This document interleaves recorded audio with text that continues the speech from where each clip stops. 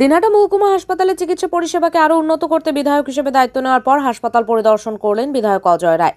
সোমবার দুপুরে দিনহাটা মহকুমা হাসপাতাল পরিদর্শনের পাশাপাশি হাসপাতাল কর্তৃপক্ষের সাথে বৈঠক করেন তিনি।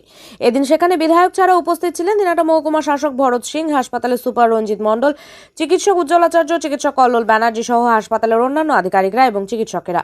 সূত্রে জানা গিয়েছে, মহকুমা হাসপাতালে বেড সংখ্যা বাড়ানোর পাশাপাশি হাসপাতালের জল নিকাশি ব্যবস্থা আরও কিভাবে উন্নত করা যায় সেই বিষয় নিয়ে আলোচনা হয়। শুধু তাই নয়, হাসপাতালে সিটি স্ক্যান পরিষেবা যাতে চালু করা যায় সেই নিয়েও আলোচনা করা হয়।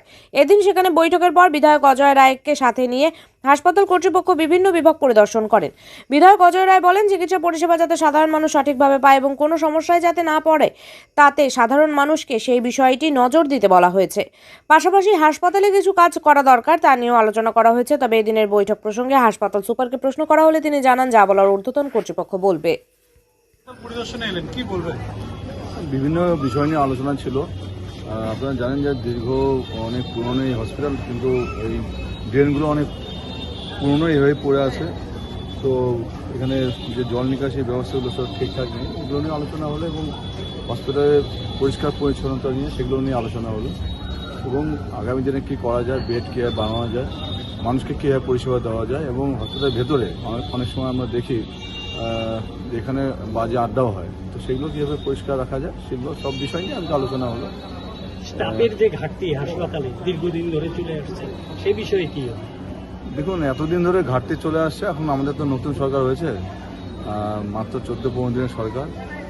তো আস্তে আস্তে আমরা দেখব যারা যে ঘাটতিগুলো রয়েছে সেগুলো যাতে আগামী দিন পুরো করে যায়, সেগুলো সব বিষয় আমরা দেখব। না, আমি সেটা আলোচনা করেছি যে এখানে যাতে আর রেফার করা না হয়, কারণ এখানে যে কোয়ালিটি আপনার ডাক্তার রয়েছে, সেই ডাক্তার একই কোয়ালিটির ডাক্তারকে ওই কোচবিহারেও, তো সেই কোচবিহারে রেফার করছে, এটা কোনো মানে হয় না। তো কেউ যদি এমন হতো যে না এখানে চিকিৎসা হবে না দিনহাটা কোচবিহারের মধ্যে, সেক্ষেত্রে বাইরে কোথাও পাঠাতে হবে, সেটা অন্য বিষয় গেল। কিন্তু আদারস আমরা দেখি যে চিকিৎসা এখানে হচ্ছে সেই একই চিকিৎসা ওখানে কোচবিহারে হচ্ছে, তাহলে এখানে কারণ দিতে পারবে না। একই তো ডাক্তার, সবার তো একই ডিগ্রি।